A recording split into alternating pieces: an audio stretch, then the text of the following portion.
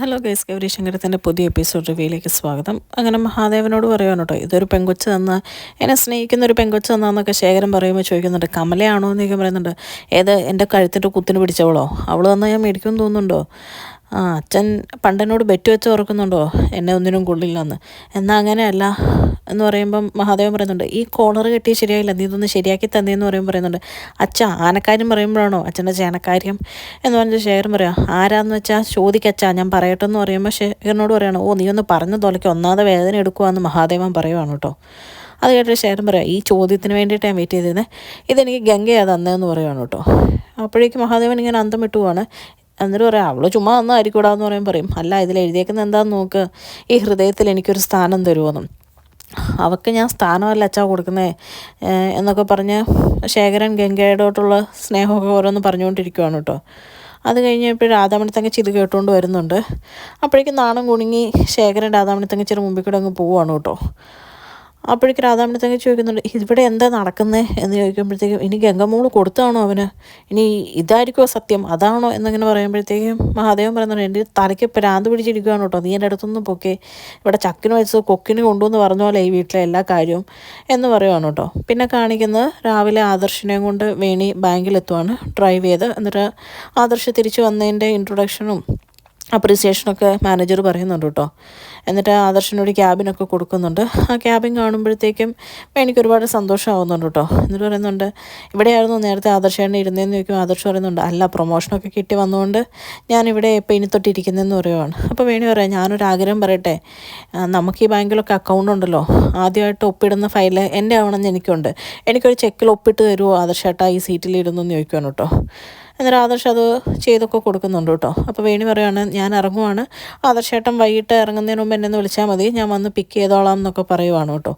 എന്നിട്ട് എഴുന്നേറ്റ് വേണി ബാഗിൽ ചെക്കൊക്കെ എടുത്ത് വെച്ച് പോകാൻ വേണ്ടി തുടങ്ങുന്ന സമയത്ത് ആദർശ് ആ സങ്കടപ്പെട്ട് കണ്ണൊക്കെ നിറഞ്ഞിരിക്കുമ്പോൾ വേണി ചോദിക്കുന്നുണ്ട്, എന്താ പറ്റിയ, ഇന്ന് നമ്മുടെ ജീവിതത്തിൽ ഒരുപാട് സന്തോഷമുള്ള ദിവസമല്ലേ എന്ന് ചോദിക്കുമ്പോൾ ആദർശ് വേണിയോട് പറയുന്നുണ്ട്, നീ ഇല്ലായിരുന്നെങ്കിൽ ഞാൻ ഇന്ന് ഈ അവസ്ഥയിൽ ഇവിടെ പോലും ഇരിക്കില്ലായിരുന്നു എന്ന് പറയുന്നുണ്ട് കേട്ടോ. അപ്പോൾ ആദർശിനെ ഒരുപാട് ആശ്വസിപ്പിച്ച് നെറ്റിയുള്ള ഒരു ഉമ്മയൊക്കെ കൊടുത്തിട്ട് വേണി അവിടെ നിന്ന് ഇറങ്ങുവാണ്. ഇറങ്ങി ചെല്ലുന്ന വേണി കാണുന്നത് ശിവരഞ്ജിനിയാണോ. അപ്പോൾ പണ്ട് ഹോസ്പിറ്റലിൽ നടന്ന കാര്യമൊക്കെ വേണി ഇങ്ങനെ ഓർക്കുവാണ്. അടി കിട്ടിയ കാര്യമൊക്കെ ശിവരഞ്ജിനി ഇങ്ങനെ ഓർത്തുകൊണ്ടിരിക്കുകയാണ് കേട്ടോ. അപ്പോൾ ശിവരഞ്ജിനി വന്നിട്ട് വേണിയോട് പറയുന്നുണ്ട്, ഇനി നിങ്ങൾക്ക് ഇടയ്ക്ക് ഞാനൊരു തടസ്സമായിട്ട് വരുവേല, ക്ഷമിക്കുമെന്നൊക്കെ പറയുന്നുണ്ട്. പക്ഷേ വേണി പറയുന്നുണ്ട്, അപ്പം നിനക്ക് ഇവിടുന്ന് പോകാൻ പ്ലാനൊന്നും ഇല്ലല്ലേ, നിനക്ക് ഇവിടുന്ന് ട്രാൻസ്ഫർ മേടിച്ച് എങ്ങോട്ടേലും പൊക്കൂടേടി, പിന്നെ നിന്നെ ഞാൻ പേടിക്കാനോ, നിന്നെ പേടിക്കേണ്ട കാര്യം എനിക്കില്ല, ചാരങ്ങാട്ട് മഹാദേവൻ്റെ മൂക്ക് നിന്നേന്നല്ല ആരെയും പേടിക്കേണ്ട കാര്യമില്ല എന്ന് പറയുവാണ് കേട്ടോ. എന്നിട്ട് ശിവരഞ്ജനിയെ വെല്ലുവിളിക്കുവാണ് വേണി, നീ ഇവിടുന്ന് പൊക്കോണം, അല്ലെങ്കിൽ അന്ന് ഞാൻ ഒരെണ്ണം അതൊന്ന്, പക്ഷേ ഇനി ഒരെണ്ണം ആയിരിക്കും ഇല തരുന്നത്, ഭർത്താവിനെ സ്നേഹിക്കുന്ന ഒരു ഭാര്യയുടെ വേദന എന്താണെന്ന് നിനക്കറിയില്ല, അറിയാതെ നീ ഇതൊന്നും കാണിക്കുകയില്ല എന്ന് പറയുവാണ് കേട്ടോ. ഇതൊക്കെ റിസപ്ഷൻ്റെ അവിടെ നിന്നാണ് പറയുന്നത്, വേറെ ആരും കേൾക്കാണ്ട് ഇവർ തമ്മിൽ പരസ്പരം ഒച്ച കുറച്ചാണ് കേട്ടോ സംസാരിക്കുന്നത്. എന്നിട്ട് വേണി അവിടെ നിന്ന് ഇറങ്ങി പോവാണ്. അത് കഴിയുമ്പോൾ ശിവരഞ്ജനി മനസ്സിൽ പറയുന്നുണ്ട്, എടി വേണി, ഞാൻ ഇവിടുന്ന് ട്രാൻസ്ഫർ ചോദിക്കാൻ വേണ്ടി മാത്രം എന്നിങ്ങ് വന്നേ, പക്ഷെ നീ എന്നെ ഇത്രയും വെല്ലുവിളിച്ച സ്ഥിതിക്ക് ഇനി ഈ ശിവരഞ്ജനി ഇവിടുന്ന് പോവില്ല, ഈ നാട്ടിൽ തന്നെ ഈ ശിവരഞ്ജനി കാണും, എന്താ നീ ചെയ്യാൻ പറ്റുന്നതെന്ന് വെച്ചാൽ ചെയ്യുന്നുള്ള രീതിയിൽ ശിവരഞ്ജനി ഇങ്ങനെ ചിന്തിച്ചുകൊണ്ടിരിക്കുക. പിന്നെ കാണിക്കുന്ന നവീനും ധ്രുവനും കൂടെ കണ്ടുമുട്ടുന്നതാണ്. അവരിങ്ങനെ ആദർശ് വീണ്ടും ഓഫീസിൽ പോയി തുടങ്ങിയെന്ന് അറിയുമ്പോൾ ആകെ അപ്സെറ്റ് ആവുകയാണ് കേട്ടോ. പറയുന്നുണ്ട്, നവീൻ പറയുന്നുണ്ട്, ആകെ ഒരു പ്ലാൻ തെറ്റിയത് ആദർശിൻ്റെ കാര്യത്തിലാണ്, പക്ഷെ അത് കുഴപ്പമില്ല, അത് നല്ലതാണെന്ന് എനിക്ക് തോന്നുന്നേ, എന്തേലും ഒരു നല്ലൊരു ഐഡിയ നമുക്ക് കിട്ടാൻ വേണ്ടിയിട്ടാണെന്ന് കരുതിയാൽ മതിയെന്ന് പറയുവാണ് ധ്രുവനോട്.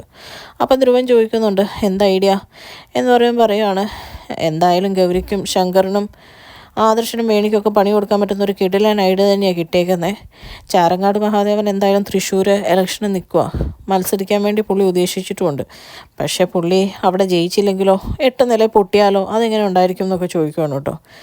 അപ്പോൾ ധ്രുവൻ പറയുകയാണ്, നീ എന്താ ഈ പറയുന്നത് എന്ന് പറയുമ്പോൾ പറയുകയാണ്, അത് വെറുതെ പൊട്ടിക്കഴിഞ്ഞ് കഴിഞ്ഞാൽ ഇവർക്കെതിരെ എങ്ങനെ ആവുന്നതെന്ന് ചോദിക്കുമ്പോൾ പറയുകയാണ്, അത് ആദർശിനെയും കൊണ്ട് ചെയ്യിപ്പിച്ചാലോ, ആദർശം അതിന് കാരണമായി കഴിഞ്ഞാൽ എങ്ങനെ ഉണ്ടായിരിക്കും എന്ന് ചോദിക്കുകയാണ് കേട്ടോ. അപ്പോൾ ധ്രുവൻ പറയുന്നുണ്ട്, കേൾക്കാനൊക്കെ രസമുണ്ട്.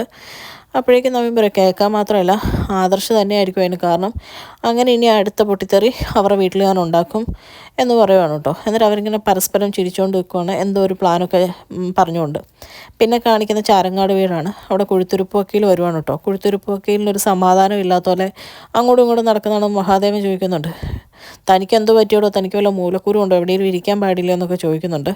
അപ്പോൾ വക്കീലോടൊന്നും എനിക്കൊരു സമാധാനവും ഇല്ല, ഈ പോക്ക് പോയി കഴിഞ്ഞ് കഴിഞ്ഞാൽ മഹാദേവൻ സാറ് ജയിക്കുമെന്ന് എനിക്ക് തോന്നുന്നില്ല എന്ന് പറയണം കേട്ടോ. അപ്പോൾ മഹാദേവന് ദേഷ്യം വരുവാണ്.